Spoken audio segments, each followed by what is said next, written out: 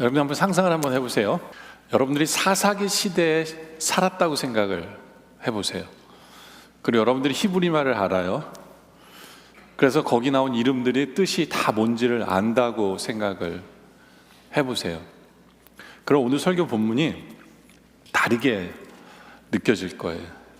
왜냐하면 오늘 본문에 등장하는 사람이 여자 사사거든요. 첫 여자 사사예요. 보통 남자 사사인데 여자예요. 근데 이름이 드보라입니다. 근데 이 뜻이 뭐냐 하면 꿀벌이에요. 꿀벌. 그러니까 애 이름을 꿀벌아 꿀벌아 라고 지은 거예요. 그리고 사사도 우리 사사 이름이 꿀벌입니다 라고 얘기할 수 있는 이름이 진짜로 꿀벌이에요. 그리고 원래는 사사가 싸워야 되는데 여자니까 싸움을 못하니까 군대 장관을 옆에 붙여주셨어요. 그 사람 이름이 뭐냐면 바락이에요. 바락. 이 뜻이 뭐냐면 발악한다는 게 아니고 번개라는 뜻입니다. 번개. 예. 그리고 오늘 본문에 또 적의 왕이 나오거든요. 시스라라는 사람이 나오는데 이 사람의 뜻은 쥐어짜다예요. 그러니까 이름처럼 이스라엘 백성들을 쥐어짜가지고 고혈을 짜서 모든 것을 탈취해가는 사람이 바로 시스라라는 사람이에요. 그리고 또 다른 여인이 등장을 하는데 이 여인의 이름이 야엘이에요. 야엘은 양이라는 뜻입니다. 양. 근데 이제 우리는 양하면 양고기 이렇게 고기를 생각을 하잖아요. 근데 여러분들이 그 당시에 살았다면 양을 하면 주된 일이 뭐냐면 젖을 짜는 일이 주된 일이에요. 그러니까 양 우유를 짜서 맛있게 하는 것이 양의 주된 일이에요. 그러니까 양을 생각하면 젖을 주는 동물, 젖을 주는 동물, 그게 바로 양이에요. 근데 오늘 본문의 특이한 점은 뭐냐면 여자 이름이 2명이나 나와요. 보통은 사사기 시대에는 여자가 인정을 못 받는 시대이기 때문에 여자가 뭘 해? 그런 일이 별로 없어요. 그래서 여자 이름이 나오질 않는데, 그리고 나와도 나쁘게 나오고 막 이러는데 오늘은 여자 이름이 2명이나 등장을 하고요. 이 이름이 뭐를 상징합니다. 첫 번째 이름이 아까 꿀벌이잖아요. 꿀벌. 여러분들 한번 상상을 해보세요. 뭐가 생각이 나는지. 꿀벌. 또 하나는 젖을 주는 양입니다. 그럼 이 두 사람의 모습을 보면서 하나님의 약속이 생각날 수 있어요. 무슨 약속이 생각날까요? 어떤 하나님의 약속이? 하나님께서는 자주 약속을 하셨어요. 그래서 레위기에도 나오고 민수기에도 나오고 신명기에도 나오는데 그게 뭐냐면 젖과 꿀이 흐르는 땅을 주시겠다라고 약속을 하셨죠. 그 레위기예요. 레위기 구절이 많지만 한 구절만 택해서 읽는다면 내가 전에 너에게 이르기를 너희가 그들의 땅을 기업으로 받을 것이라 내가 곧 그 땅 곧 젖과 꿀이 흐르는 땅을 너에게 주어 유업을 삼게 하리라. 그럼 하나님의 이름을 걸어요. 나는 너희를 만민 중에서 구별한 너희 하나님 여호와니라. 그러니까 젖과 꿀이 흐르는 땅을 하나님께서 주시겠다라고 약속을 하십니다. 근데 재미있는 것은 보세요. 젖과 꿀이 흐르는 땅에 들어가기 전에는 젖과 꿀이 흐르는 땅이라는 얘기를 굉장히 많이 들어요. 하나님이 주시겠다 그러니까 우리가 들어간 땅은 젖과 꿀이 흐르는 땅인가 보다 했는데 실제로 젖과 꿀이 흐르는 땅에 들어갔어요. 그리고 살고 있어요. 이게 사사기의 시간이에요. 살고 있는데 사사기서를 처음부터 끝까지 읽어봐도 우리 하나님께서 우리에게 젖과 꿀이 흐르는 땅에서 주셨기에 감사합니다 이런 얘기가 한 번도 없어요. 젖과 꿀이 흐른다라는 땅이라는 말을 한 번도 이들은 쓰질 않아요. 왜 그랬을까요? 그 이유는 뭐냐면 이스라엘 백성들이 젖과 꿀이 흐르는 땅에 들어가 봤더니 젖과 꿀이 안 흘러요. 그러니까 실제로 젖과 꿀이 아니라 농사가 잘 안 돼요. 이 젖과 꿀이 흐른다는 건 농사가 잘 돼가지고 풍요롭게 와야 되잖아요. 농사가 안 돼. 그거 와보니까 젖과 꿀이 흐르는 땅이 아닌 거예요. 하나님 사기치신 걸까요? 왜 하나님은 젖과 꿀이 흐르는 땅이라고 얘기를 하셨을까요? 그리고 와보니까 왜 젖과 꿀이 흐르는 땅이라는 것을 느끼지 못했을까요? 여러분들 실제로 보세요. 그 땅에 들어가기 전에 정탐꾼을 보냈어요. 정탐꾼을 보냈는데 정탐꾼이 와서 한 보고 내용도 그거였죠. 민수기 13장 27절에 보면 믿음이 없는 사람들이 와서 보고한 거예요. 모세에게 말하여 이르되 당신이 우리를 보낸 땅에 간즉 과연 그 땅은 젖과 꿀이 흐르는 땅입니다. 그러면서 그 땅에 과일입니다라고 보여준 거예요. 과일을 먹으니까 진짜 맛있는 과일이 있는 땅이었어요. 그런 의미에서 그들이 젖과 꿀이 흐르는 땅이라고 얘기를 했는데 왜 바깥에서 볼 때는 그런 땅이었는데 들어가서는 그들이 그것을 누리지 못했을까요? 여러분들, 이 많은 지질학자들이 이스라엘 땅을 보면서 이거 젖과 꿀이 흐르는 땅이 아닌데 왜 하나님은 젖과 꿀이 흐르는 땅이라고 자꾸 얘기를 하시지라고 이야기를 해요. 그러니까 실제는 젖과 꿀이 흐르는 땅이 아니에요. 지질학적으로 볼 때에도. 여러분들, 젖과 꿀이 흐르는 땅이 되려면 한국을 말하면 옥토에 돼요. 그 땅이. 옥토는 뭐예요? 이렇게 땅을 이렇게 손으로 이렇게 좀만 파서 그 흙을 딱 보면 흙이 무슨 색깔이어야 돼요? 흙이 무슨 색깔이어야 돼요? 까맣거나 뭐 그런 짙은 색이어야 되잖아요. 그리고 물이 먹은 땅이어야 되잖아요. 그죠? 그게 옥토예요. 그게 옥토예요. 근데 이스라엘 땅을 앞만 파도 그런 색깔이 안 나와요. 이스라엘은 땅을 이렇게 파가지고 이렇게 보면 무슨 색깔이냐면 허여물그러한 색깔이에요. 이게 왜 허여물그러한 색깔이냐면 그 땅이 어떻게 해서 생긴 거냐면 바위가 깨져서 모래가 되고 뭐 그런 동료도 있잖아요. 그래서 그게 땅이 된 거예요. 그런 땅에서 농사를 짓는 거예요. 그러니까 이스라엘의 전반적으로 모든 땅의 구조가 다 그런 땅이에요. 그렇기 때문에 이게 옥토는 아니에요. 땅이 옥토는 아니에요. 보세요. 정탐꾼을 보냈는데 그들이 보통 우리 한국 사람 같으면 야, 그 땅이 어떠한가를 봐와라. 젖과 꿀이 흐르는 땅인지 봐와라 그러면 과일을 갖고 오는 대신에 뭘 갖고 와요? 보통은 흙을 퍼와야죠. 근데 흙을 안 퍼고 과일을 갖고 온 거예요. 거기서도 약간 힌트가 있어야 돼요. 이 땅은 어떻게 보면 젖과 꿀이 흐르는 땅이 아니에요. 지질학적으로 볼 때는. 그런데 왜 하나님께서는 이 땅을 젖과 꿀이 흐르는 땅이라고 얘기를 했는지 아세요? 그 이유는 이 땅이 젖과 꿀이 흐르는 땅이 되기 위해서는 유일한 조건이 뭐냐면 때를 따라 정확하게 때를 맞춰서 하나님이 비를 주시면 이 땅은 젖과 꿀이 흐르는 땅이에요. 그리고 과일은 엄청 맛있어요. 그런 땅이. 네? 그러니까 하나님께서는 이들에게 젖과 꿀이 흐르는 땅을 주시겠다고 약속하신 얘기는 뭐냐면 야, 이제부터는 너의 신앙으로 살아가면 내가 너에게 때를 따라 정확한 때에 물을 줄게. 그래서 너는 젖과 꿀이 흐르는 땅을 누릴 수 있어 라고 보낸 땅이 바로 그 땅이에요. 그래서 실제로 이스라엘은 지금도 수많은 과일을 수출을 해요. 왜냐하면 이제 과학이 발달을 해가지고 물을 제때제때 자기네들이 이렇게 막 주고 막 이러니까 맛있는 과일들이 거기서 많이 나오는 거예요.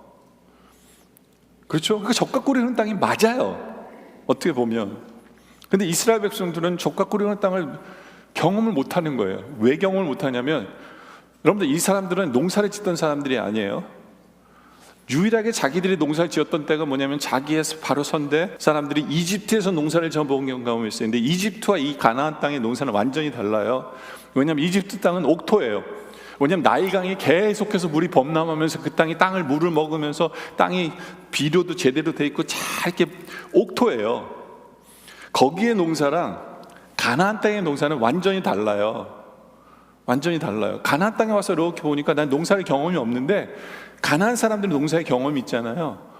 그러니까 다 쫓아내야 되는 안 쫓아내는 이 사람들의 농사 짓는 걸 이렇게 보니까 이 사람들의 농사 짓는 방법이 있는 거예요. 그 방법이 뭔지 아세요? 이 사람들도 알아요. 때를 따라 비가 와야만 이 농사가 잘 된다는 것을 알아요. 그래서 이 농사에 잘 되는 것은 누구의 뜻이다? 하늘의 뜻이라는 걸 알아서 이들은 누구를 섬겼냐면 가나안 땅의 우상은 누구냐면 바알과 아세라 신이에요. 근데 한마디로 말하면 이 바알과 아세라 신이 뭐 하는 신이냐면 농경 신이에요. 비를 내리는 신이 바알과 아세라예요. 그러니까 이들도 알아요. 때를 따라 신이 비를 줘야만 이들의 농사가 성공하는 걸 알기 때문에 이들은 바알과 아세라를 열심히 섬긴 거예요. 그러니까 이스라엘 백성들이 가나안 땅에 딱 와서 보니까 이들의 농사 짓는 법에 중요한 것 중에 하나가 뭐냐 하면 바로 바알과 아세라를 섬기는 거예요. 농경신을. 그러니까 이들이 자기들도 농사를 지고 먹고 살아야 되니까 이들이 뭘 배운 거예요? 바알과 아세라를 섬기는 걸 배운 거예요. 예? 그러면서 우리 하나님은 어떤 신으로 이들이 생각하냐면, 가나안에 있는 사람들은 이스라엘의 하나님은 뭐라고 생각하냐면, 이스라엘 백성들은 이 양이나 소를 많이 키우잖아요. 그러니까 이스라엘의 신은, 하나님은 어떤 하나님이냐면 유목신이에요. 네? 유목신이 뭐냐면 짐승을 키우면 그 자식을 많이 낳게 해주시는 분이 하나님이다. 이방인들도 인정해요. 그런 하나님이라고 얘기하니까 이스라엘 백성들도 어느 순간부터는 우리 하나님은 농사는 아니고 이쪽 신이야. 그러니까 우리에게 필요한 신은 누구냐면 바알과 아세라야. 왜냐하면 농사를 지어야 되니까.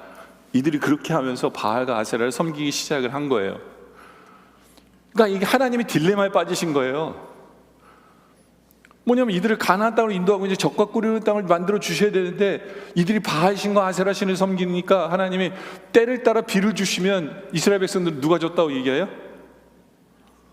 누가 줬다고 얘기할까요? 바알과 아세라가 물을 줬구나, 비를 줬구나라고 착각할 거 아니에요. 그러니까 하나님이 이러지도 못하고 저러지도 못하도록 만들어버린 게 누구냐면 이스라엘 백성인 거예요. 네. 그러니까 딴 때보다 더 농사가 안 되겠죠? 왜냐면 하나님이 비를 안 주실 거니까. 주면 바알과 아세라가 줬다고 얘기할 거니까. 이해가 되세요? 그러니까 이스라엘 백성들은 그 적과 꿀이 흐르는 땅에 와서도 그 적과 꿀이 흐르는 땅을 누리지를 못하고 사는 거예요. 그러니까 어떤 한 사람도 하나님께서 우리에게 적과 꿀이 흐르는 땅을 주셔서 감사합니다라고 고백하는 사람이 아무도 없는 이유가 바로 거기에 있었던 거죠. 그런데 갑자기 누가 등장을 합니까? 누가 등장을 해요? 꿀벌이 등장을 하네. 그리고 젖을 주는 양이 등장을 해요. 그 이름이 그거거든요. 그러니까 이스라엘 백성들은 당연히 그 생각을 했을 거예요. 아니 하나님이 적과 꿀이 흐르는 땅을 우리 인도하신다 놓고 적과 꿀이 흐르는 땅을 우리가 안 주시는데 이유가 뭐지라고. 안 그래도 이스라엘 백성들이 고민하고 있던 차에 꿀을 주는 꿀벌이 등장을 하네. 젖을 주는 양이 등장을 해요. 그러니까 이스라엘 백성들은 당연히 뭐를 생각할까요? 적과 꿀이 흐르는 땅이 무슨 의미지? 라고 생각을 할 수밖에 없는 본문이 오늘 본문이에요. 선언이 좀 길었죠. 근데 이렇게 설명을 안 하면 이해가 안 되니까 이렇게 길어야 돼요. 그래서 오늘 설교 제목이 뭐냐 하면 적과 꿀을 주시는 사랑을 누리기 위해서는, 하나님은 이스라엘 백성을 사랑하셔서 적과 꿀이 흐르는 땅을 주시기를 원하고 누리기를 원하는데 못 누린 거잖아요. 근데 오늘 본문을 제대로 이해를 하게 되면 이게 누리는 방법이 여기에 있구나를 알게 되는 것이 오늘의 방법이에요. 특히 이름을 보면 적과 꿀이 흐르는 땅을 누리기 위한 힌트가 있어요. 이름이 뭐예요? 꿀벌이에요. 꿀벌. 그죠? 꿀벌이 일도 안 하고 가만히 있으면 꿀이 생길까요? 안 생길까요? 내 이름이 꿀벌이기 때문에 꿀이 생길까요? 아니죠? 뭐 해야 돼요? 꿀을 만들기 위해서 일을 해야 돼요. 움직여야 돼요. 거기에 힌트가 있는 거예요. 내가 젖을 짜는 양이에요. 가만히 있는다고 젖이 생겨요? 아니죠. 누군가 와서 뭐 해야 돼요? 젖을 짜는 일을 해야 돼요. 그죠? 하나님 만드신 법칙대로 일을 하고 순종을 해야만 젖과 꿀이 생기는 법칙이 여기에 있는 거예요. 마찬가지예요. 우리가 하나님께 주신 젖과 꿀이 흐르는 것을 누리면서 그 사랑을 누리며 살기 위해서는 가만히 있는다고 되는 게 아니라 우리는 하나님의 뜻에 맞추어서 움직일 때, 순종하며 나아갈 때 우리는 젖과 꿀이 흐르는 것을 누리며 살 수 있게 되어진다라는 거죠. 그렇죠? 바로 그 얘기가 오늘 본문이에요. 그러면서 첫 번째로 이제 꿀에 대한 얘기를 할게요. 꿀의 달콤함을 누리기 위해서는 우리가 뭐가 필요하냐? 오늘 말씀 4장 4절에 보면 그때 라비옷의 아내 여선자 드보라가 이스라엘의 사사가 되었는데 라고 얘기를 해요. 여러분들 그 당시에 그 시대를 살았던 사람이라면 이 한 절만 딱 읽고 우리 꿀벌이 정말 힘들었겠구나 라고 느껴지는 구절이 바로 이 구절이에요. 왜 그 당시에는 여자 사사가 없었을까요? 그 이유는 여자를 인정해주는 시대가 아니기 때문에 그래요. 여자 사사가 생겨도 아무도 그 사람한테 가지도 않을 거예요. 그게 그 시대의 사람이에요. 왜냐하면 그 시대는 이런 기도를 합니다. 유대인들은 이런 기도를 드려요. 하나님, 저는 종으로 태어나지 않게 하심에 감사합니다. 하나님, 저는 이방인으로 태어나지 않음에 감사합니다. 하나님, 저는 여자로 태어나지 않음에 감사합니다 라고 일반적으로 남자들이 하는 기도 내용이 그거예요. 그 여자로 태어나는 것은 안 좋은 거다. 이게 그 당시에 사람들의 머릿속에 담긴 거예요. 네? 근데 여자가 사사예요. 근데 거기다 이 사람은 싱글도 아니에요. 보통 사람은 싱글이잖아요. 이 여자는 남편도 있어요. 남편이 쉽게 허락을 했을까요? 아니, 죽었다 깨어나도 허락 못하죠.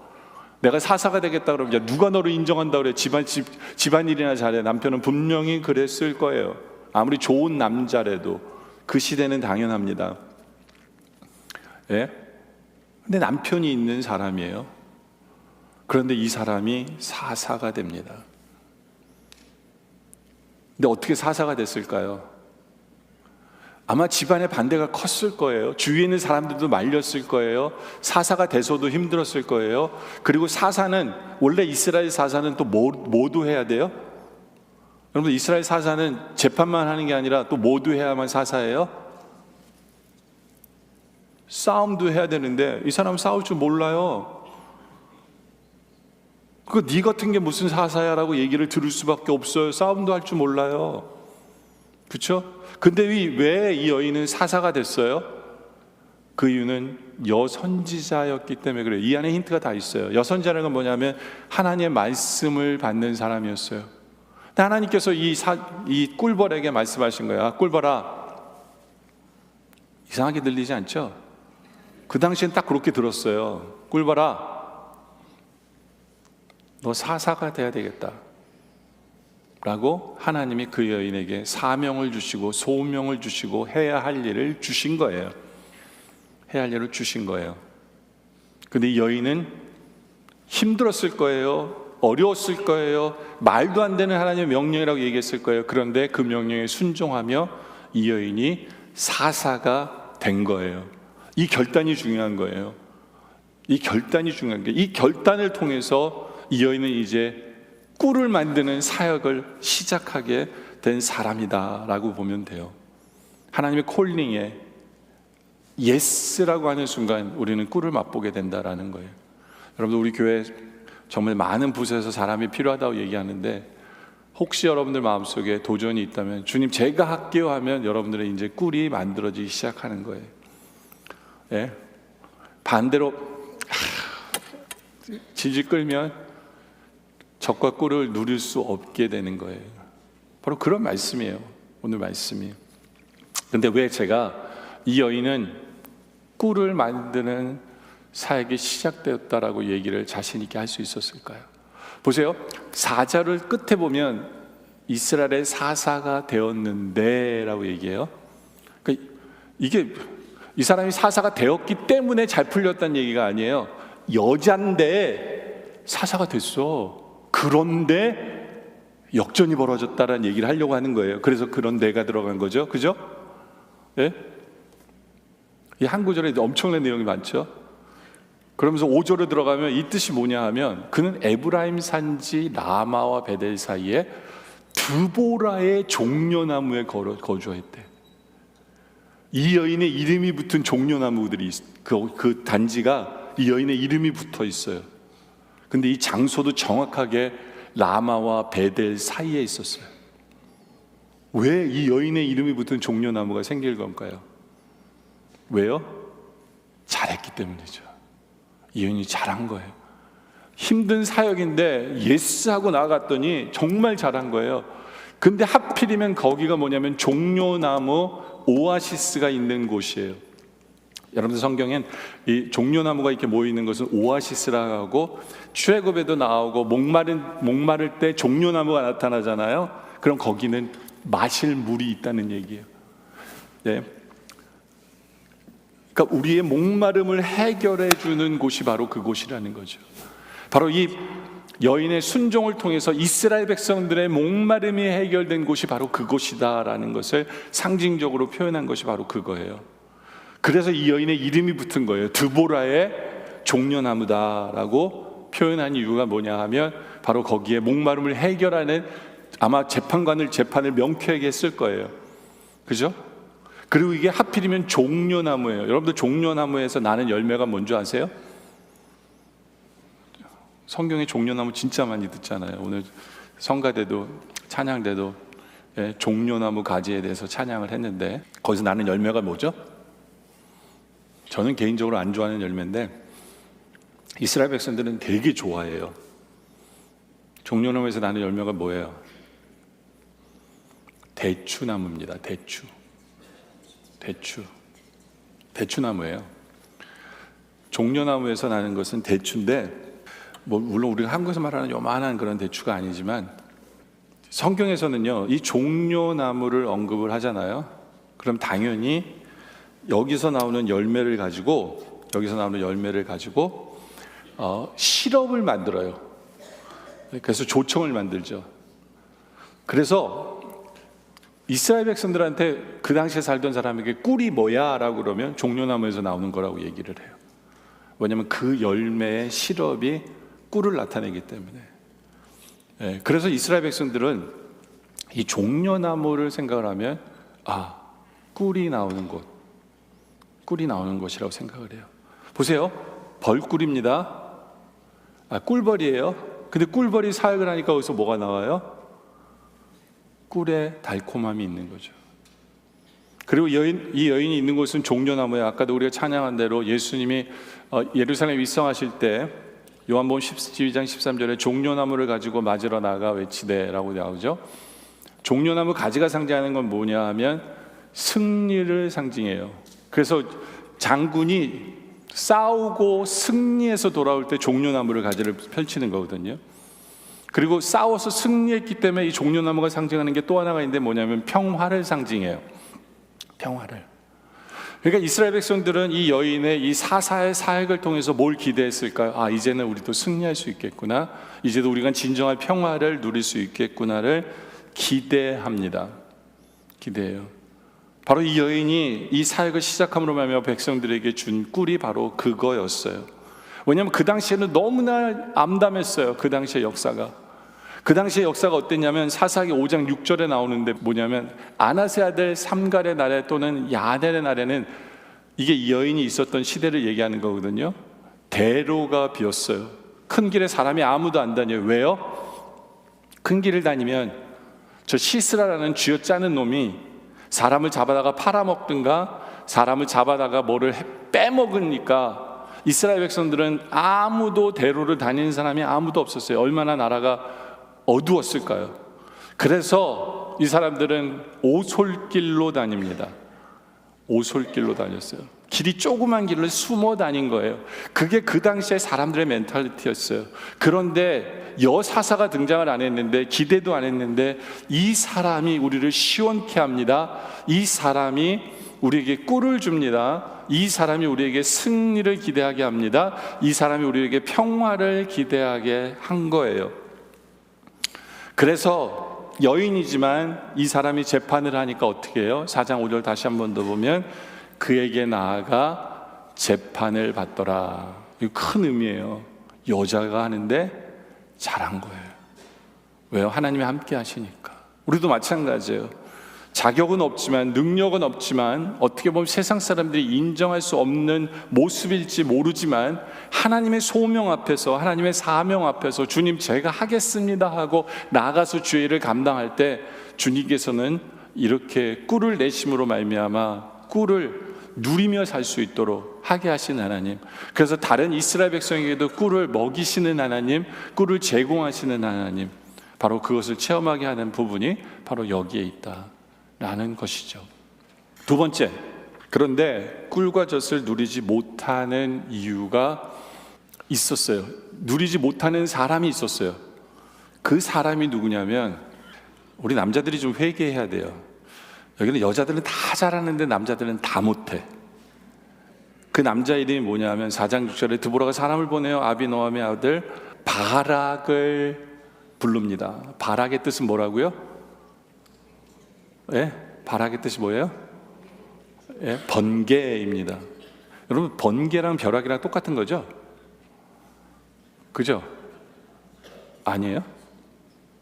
벼락이랑 번개 똑같지 않나요? 아니, 제가 왜 이 질문하냐면 일부 예배 때 내가 번개를 가끔가다 벼락이라고 썼더니 우리 와이프가 왜 벼락이라고 얘기해, 번개를? 그렇게 얘기해서 내가 잘 모르나? 그래서 우리 와이프 생각에는 벼락은 안 좋은 뜻이고 번개는 좋은 뜻으로 생각하더라고요. 왜냐면 벼락 맞는다고 그러잖아요. 근데 우리 와이프도 한국말 못해요. 중학교 때 와가지고. 근데 하여튼 혹시라도 제가 벼락이라고 얘기한다면 번개로 아세요? 뭐 똑같을 수도 있지만 하여튼 번개에게 명령을 해요. 뭐라 명령하냐면 납달리 게데스에 불러다가 그이르되 이스라엘 여호와께서 이같이 명령하지 아니하셨느냐, 너는 납달리 자손과 수불론 자손 10,000명을 거느리고 다볼산으로 가라고 얘기를 해요. 군인 10,000명을 거느리고 가서 싸우란 얘기죠. 그래서 내가 야빈의 군대 장관 시스라와 그의 병거들과 그의 무리를 기손강으로 이끌어 내게 이르게 하고 그를 내 손에 넘겨주리라고, 기손강에서 싸울 것이라고 얘기를 하는데 약속의 말씀을 하시죠. 야, 하나님 너를 이기게 해주실 거야, 가서 싸워 라고 이 여인이 명령을 합니다. 바락에게, 번개에게 명령을 해요. 근데 솔직히 이 전쟁은 질 수밖에 없는 전쟁이에요. 세상적으로 보면 이 바락은 굉장히 지략가였던 것 같아요. 제대로 된 장군이었던 것 같아요. 딱 기손강에서 우리가 싸워? 이 생각을 한 거예요. 기손강? 그럼 우리 못 이기는데. 왜 못 이긴다고 이 사람은 생각하냐면 사사기 4장 3절에 야빈 왕은 철병거 900대가 있어요. 여러분들 옛날에 이집트가 그렇게 강했잖아요. 모세 때. 그때 이집트에 갖고 있었던 게 300병거인가 그래요. 600병거인가. 근데 여기는 지금 900이에요. 엄청나게 강한 거예요. 그리고 우리로 말하면 탱크가 900대가 있는 거예요. 이스라엘은 탱크 한 대도 없는데, 탱크를 깨뜨릴 무기도 없는데. 그러니까 이게 질 수밖에 없는 전쟁이에요. 탱크 900대와 총칼도 없어요. 어느 정도 없냐면 사사기 5장 8절에 이 무리들의 형편을 얘기해요. 무리가 새 신들을 택하였으므로 그때 전쟁이 성문에 이르렀으나 이스라엘의 40,000명 중에, 원래는 10,000명이 싸웠는데 이스라엘이 이기니까 사람들이 몰려온 거예요. 그래서 40,000명이 된 거예요. 근데 사람이 많으면 뭐예요? 쪽수가 많으면 뭐 합니까? 이들에게는 방패와 창이 보였던가. 무슨 얘기예요? 방패와 창도 없는 사람들이 40,000명인 거예요. 군인이 뭐예요? 무기가 없는 사람들이에요. 제가 항상 얘기하지만 이스라엘 백성들은 무기가 아니라 농기구를 가지고 싸웠어요. 무기가 없어요. 그런데 탱크 900대와 싸웁니다. 이길까요? 질까요? 질 수밖에 없죠. 그렇죠? 유일하게 이기려면 방법이 하나가 있어요. 그건 뭐냐면 옛날에 미국과 싸웠던 월남, 베트남이, 베트콩이 그 당시에는 싸웠던 전략인데 뭐예요? 게릴라전을 하면 돼요. 산에 숨어가지고 한 명씩 끌어들여서 죽이면 되죠. 근데 하나님의 명령이 뭐예요? 기손강에 모여서 싸우래요. 기손강에. 이 기손강에 싸우면 문제가 뭔지 아세요? 이 당시에는 지금 명령을 내릴 때에는 우기가 아니에요. 근데 이스라엘은 강이라고 불러도, 제가 설교 때 잘 들으신 분은 알겠지만 강이라 불러도 우기가 아니면 강이 아니에요. 평지예요. 이스라엘은 비가 내리면 갑자기 강이 되는 거예요. 예? 비가 안 내리는 우기가 아니기 때문에 이 당시의 시기는 평지예요. 근데 평지에 10,000명이 이렇게 서 있는데 평지에, 예? 탱크 900대가 스트레이트로 달려와요. 말에 의해서. 이 전쟁은 이길 수 있어요, 없어요? 이길 수 없죠. 10,000명이 어떻게 탱크를 일부러 평지를 택하는 거예요. 이기려고. 왜요? 거기는 싸우기가 너무너무 좋기 때문에. 말발굽에 전차의 굽에 전차의 바퀴에 다 깔려 죽어요. 이길 수가 없는 전쟁이에요. 그러니까 아무리 사사의 명령이지만 이게 제가 가겠습니다 할 수 있는 게 아니에요. 이 사람이 두려운 거예요. 용기가 나지 않는 거예요. 그래서 이 사람이 한 가지 조건을 걸어요. 그게 뭐냐면 4장 8절에 바라이 그에게 이르되 만일 당신이 나와 함께 가면, 아니 무슨 남자가 여자한테 전쟁에 같이 가자고 그래요. 싸우지도 못하는 여인인데 당신이 나와 함께 가면 내가 가려니와 만약 당신이 나와 함께 하지 않으면 나도 가지 아니하겠노라. 여러분들, 하나님이 할 일이 정해준 거예요. 뭐냐면 꿀벌에게는 하나님 말씀을 전하게 하신 거고 바락에게는 나가서 싸우도록 사명을 주신 거예요. 근데 바락은 두렵기 때문에 용기가 나지 않아서 이 여인을 끌어들여요. 아마 이 여인의 영적인 권세는 인정했던 것 같아요. 그러니까 꿀벌이 잘했던 것 같아요. 아마 사사로서 잘했던 것 같아요. 그러니까 인정하죠. 근데 문제는 뭐냐 하면 이 사람의 두려움, 이 사람의 용기 없음, 이 사람의 딜레이하는 모습, 꼭 사람을 끌어들여서 뭔가를 하려고 하는 이 모습, 하나님 분명히 이긴다고 명령 주셨는데 바로 이러한 모습 때문에 4장 9절에 꿀벌이 이 사람에 대해서 예언을 합니다. 일어나 내가 반드시 너와 함께 가리라. 물론 나 갈 거야. 걱정하지 마. 그러나 내가 이번에 가는 길에서는 너는 영광을 얻지 못하리는데, 왜냐하면 이는 여호와께서 시스라를, 여인의 시스라가 장군이잖아요. 전쟁을 하면 모든 영광을 얻으려면 누구를 죽여야 돼요? 누구를 잡아야 돼요? 적장을 잡아야 되는데 너는 적장을 못 잡을 거야. 그리고 어떤 여인이 잡을 거야.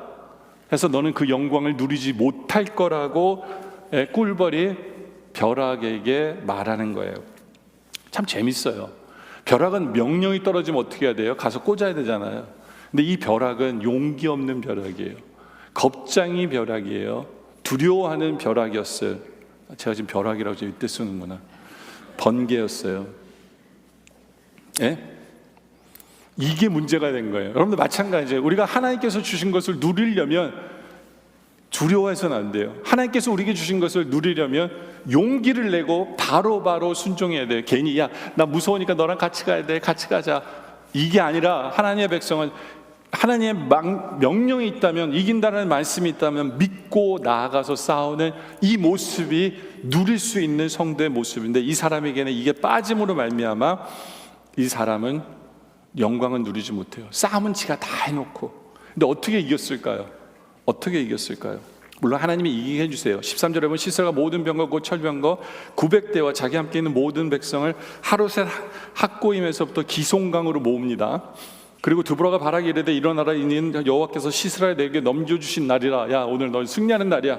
여호와께서 너의 앞서 나가지 아니하시느냐 하는지라. 이에 바락이 만명을 거느리고 디볼산에서 이제 기송강으로 내려갑니다. 평지로 내려가는 거예요. 아마 바락은 그래, 죽었구나 하면서 내려갔을 거예요. 근데 하나님이 함께 하심으로 아니면 15절에 여호와께서 바락 앞에서 시스라와 그 모든 병과 그 온 군대를 칼날로 혼란에 빠지게 하심에 시스라가 병거에서 내려 걸어서 도망합니다. 그렇지만 나머지 군대는 다 죽어요. 16절에 바락이 그의 병거들과 군대를 추격하여 하루셋 학고임에서 이르니 시스라의 온 군대가 다 칼에 엎드려졌고 한 사람도 남은 자가 없었더라. 여러분들, 아무리 하나님이 함께 하시는 전쟁이지만 어떻게 이런 일이 벌어질 수 있어요?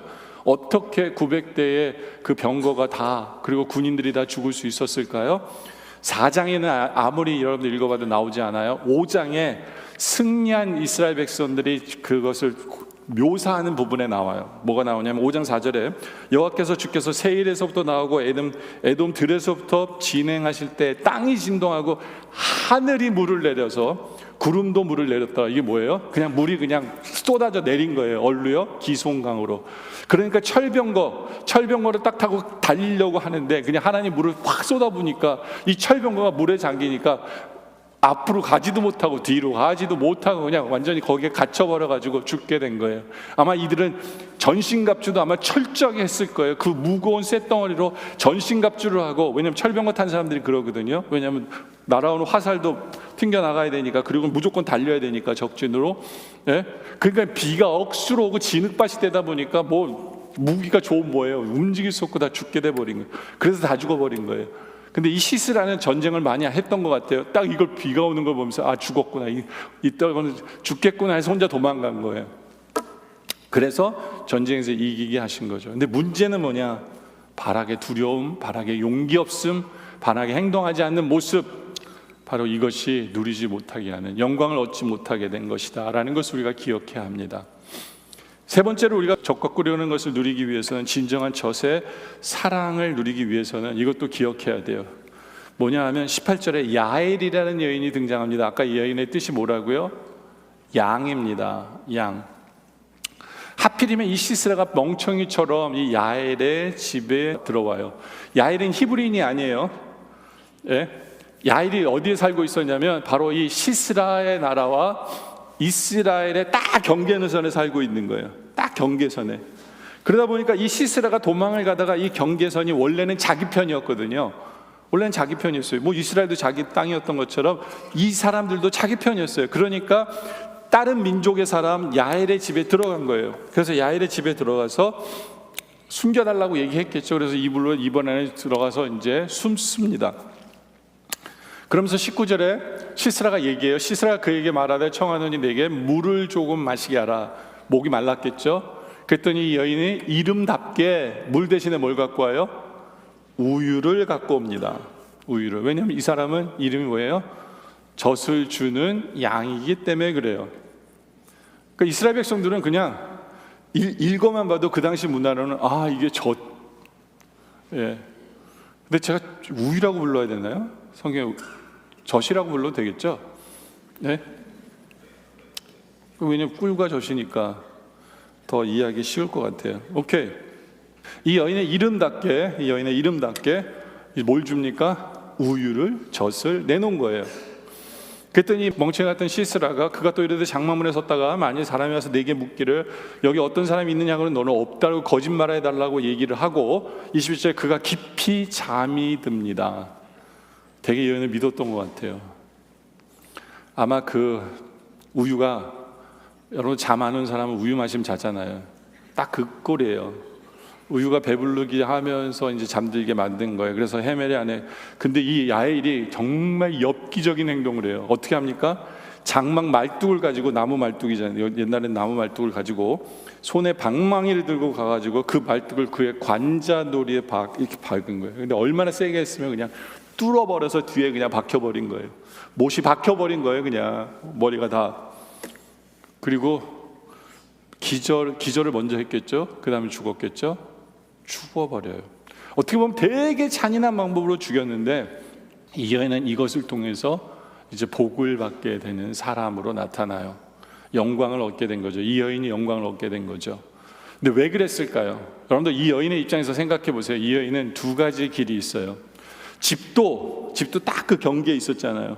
내가 지금 이 시스라라는 이 군대 장관을 살려주고 잘해주면 나는 세상적으로 이 나라 가서 잘 먹고 잘 살게 되는 거예요. 그죠? 세상적으로 성공하는 거예요. 세상적으로. 예? 쥐어 짜는 사람 밑에서 젖을 줌으로 말미암아, 우유를 줌으로 말미암아 이제는 세상적인 젖을 누리며 살아갈 수 있는, 세상적인 젖을 주며 살아갈 수 있는 그런 성공한 것이 이 여인의 앞에 있는 거예요. 근데 이 여인의 또 다른 길은 뭐예요? 이 사람을 죽이고 이제는 주님의 백성을 택하고 하나님의 길을 걸어가는 거예요. 이 여인은 그 갈림길에 있었어요.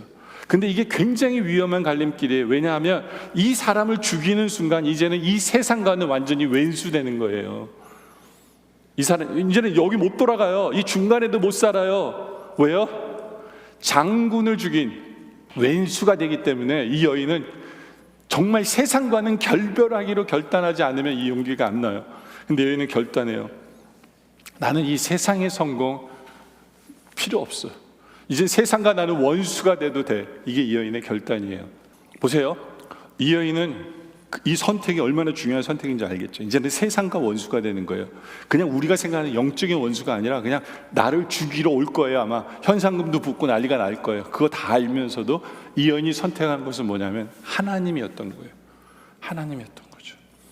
그리고 바로 그 길이 영적으로 젖을 주는 그 길이었고 영광의 길이었던 거예요. 여러분들 이 여인의 행동이 바로 그 성경에 나온, 보세요. 못 박은 거잖아요. 못 박은 거잖아요. 로마서에 나온 6장 6절의 삶을 표현한 거예요. 우리가 알거니와 우리의 옛사람이 예수와 함께 십자가에 못 박힌 것은, 우리가 예수님과 함께 십자가에 못 박힌 거예요. 뭐가 박힌 거냐면 죄의 몸이 박힌 거예요. 그래서 우리가 죄의 종로를 타지 못하게 합니다. 우리가 십자가에 우리는 뭘 못 박냐면, 우리는 죄 없으신 예수님이 십자가에 못 박혔지만 그와 함께 못 박힌 게 뭐냐면 나의 죄를 십자가에 못 박은 거예요. 그러므로 말미암아 이제는 나는 세상으로 못 돌아가요. 왜냐하면 나는 이제는 사탄과 세상을 다스리는 사탄과 왼수가 된 지경이 되는데, 돌아가도 사탄이 우리 잘 안 해줘. 예? 그게 우리의 관계예요. 왜냐하면 십자가의 못을 박은 거기 때문에. 그래서 세상이 종노릇하지 않냐는 거예요.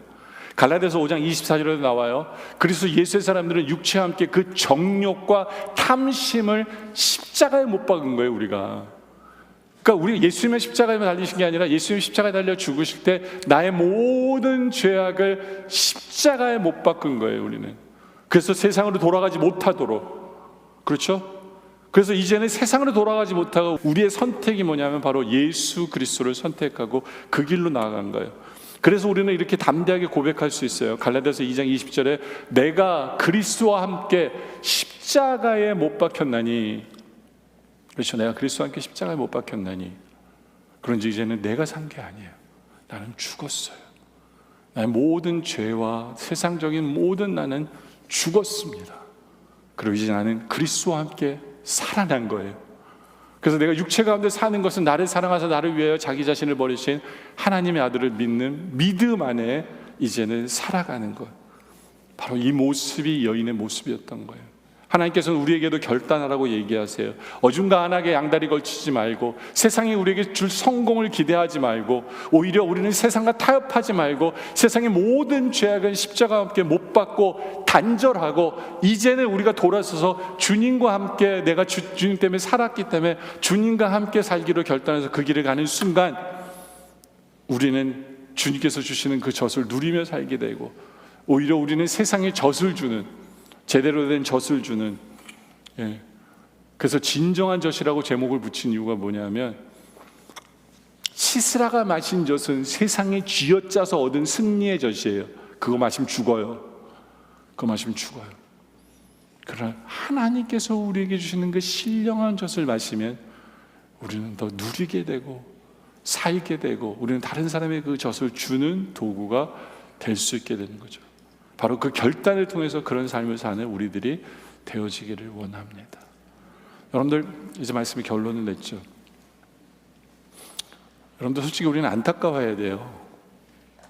왜냐하면 하나님이 내가 너를 적과 꿀이 흐르는 땅에 너희를 보내리라 했는데, 막상 그 안에 살면서 적과 꿀을 누리지 못하고 사는 그 안타까운 백성들의 모습이 보이세요? 우리는 그래서는 안 돼요. 하나님 우리를 이미 적과 꿀이 흐르는 땅으로 인도하셨어요, 이곳으로. 그렇다면 이것을 누리기 위해서는 어떤 세상적인 성공이 아니라 정말 하나님 말씀 앞에서 이제는 결단을 해야만 하나님께서 때를 따라 비를 내리시는 거예요. 하나님 말씀 앞에서, 주님 힘들지만 어렵지만 주위의 사람들이 반대하지만 주님 저 부르셨으니 제가 봉사할게요. 주님 제가 섬길게요. 주님 제가 헌신할게요 라고 결단하는 여러분들 되시길 바라요. 괜히 두려워서, 괜히 용기를 내지 못해서, 괜히 어정쩡하게 서 있지 말길 바라요. 결단하길 원합니다. 그래야 영광을 누릴 수 있어요. 이 여인처럼 죄는 십자가에 못 박고 이제는 세상과는 원수가 되고, 이제는 주님을 바라보며 주님 원하시는 길을 감으로 말미암아 오히려 주님께서 주시는 젖을 누리며, 오히려 세상에서 신령한 젖을 제공하며 그렇게 복을 전하며 살아가는, 우리가 먼저 젖과 꿀이 흐르는 것을 누리며 이제는 세상에서 젖과 꿀을 나누어주며 살아가는, 바로 그런 삶을 살아가는 우리 모두가 되어주시길 주님의 이름으로 축원합니다. 기도드리겠습니다. 아버지 하나님, 감사합니다. 젖과 꿀이 흐르는 땅을 우리를 이미 인도해 주심에 감사합니다. 이제 누리기 위해서 엉뚱하게 세상을 의지하고 세상을 섬기지 않게 하여 주시고, 오히려 우리는 주의 부르신 소명 앞에 결단하고 헌신하고, 주님 주의 부르심에는 완전하기에 내가 순종하며 나아갑니다라고 나아가는 우리들 되게 하여 주시옵소서. 두렵기 때문에, 용기가 없기 때문에 어정쩡하지 않게 하여 주시옵소서. 우리가 확실하게 양처럼, 야엘처럼 우리의 모든 죄악은 십자가에 못 박고, 이제는 내가 산 것은 주님과 함께 사는 것이기에 주님과 함께 주님 원하시는 길로 나아감으로 말미암아 세상에 진정한 젖을, 신령한 젖을 나누어주는 그러한 복된 근원의 삶을 살아가는 우리 모두가 되게 하여 주시옵소서. 오늘 말씀에 감사드리며 예수님의 이름으로 기도드립니다. 아멘.